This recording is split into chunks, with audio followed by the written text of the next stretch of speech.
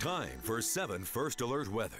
Well, it's really cold outside. I have reduced my walk, which used to be several blocks, to just to the garage. Yeah, just to the car to get over here to work. As you can look at this, you've got 36 degrees.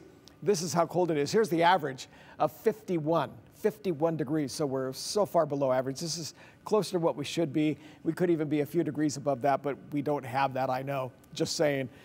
22 was the low this morning. You see the low of 33 degrees. With all this snow and the rain we had for the past several days, we are way above average with over 2 inches of precipitation so far. We're not the only ones. Now, across the country with this cold weather, everything in blue is basically weather like ours. And you can see it's as far south almost as Oklahoma City, and it extends almost as far east as Chicago. They are warm in the south. In fact, Miami had 88 today, Houston 82. Phoenix only had 70. Still pretty nice, and 71 degrees for the high temperature in Los Angeles. So those are the temperatures across the nation. Now, this is what we're looking like as far as averages are concerned.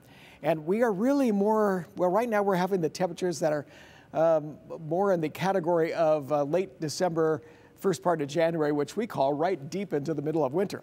Late December, the average is 34 low, the average high is 37. It's the same for the first part of January. And just this week, we've had temperatures down around 20 and highs somewhere right around the 36, 37 degrees. So it is very, very early. It's not like Reno, though. Reno tomorrow is going to have a temperature about 34 degrees for the Bronco game, which begins at 8:30. They're going to have some snow possibly during the day, just so, well, many of you would probably already be there. But at this particular time, you know, if your friends that went down to the Bronco game, some snow possibly if you're watching at the first part of the game. It's going to be light, though, and generally about a ½ inch throughout most of the day. So it's not heavy snow showers. And speaking of snow, this is what's over here in eastern Oregon. You can see Boise right now. We don't have any real snow heading our way, but if you happen to see a few snowflakes, that's where it's coming from, is this storm system here from the west. It's going to cause clouds throughout the day tomorrow and even some breezy conditions. Then the clouds will start to decrease later tomorrow night into Sunday. Sunday is mostly sunny. If you look at this, you'll see that the clouds are moving through and you don't see any real precipitation with it as you look at the futurecast through tomorrow, but it starts to break tomorrow afternoon. Temperatures around the Magic Valley have lows in the teens, highs in the 30s. As you move into the Central Mountains, you see temperatures in the mid-30s. Same thing for the Western Mountains. It's just a whole cold conditions to talk about once again. Ontario may hit a 40, and if you look at the highs tomorrow, there could possibly be a 40-degree high. Boise has 39, 40 degrees for the high temperature on Sunday, and Monday could possibly be up to about 40 degrees or so. I don't know if that makes much of a difference, but I was talking to Shuri earlier.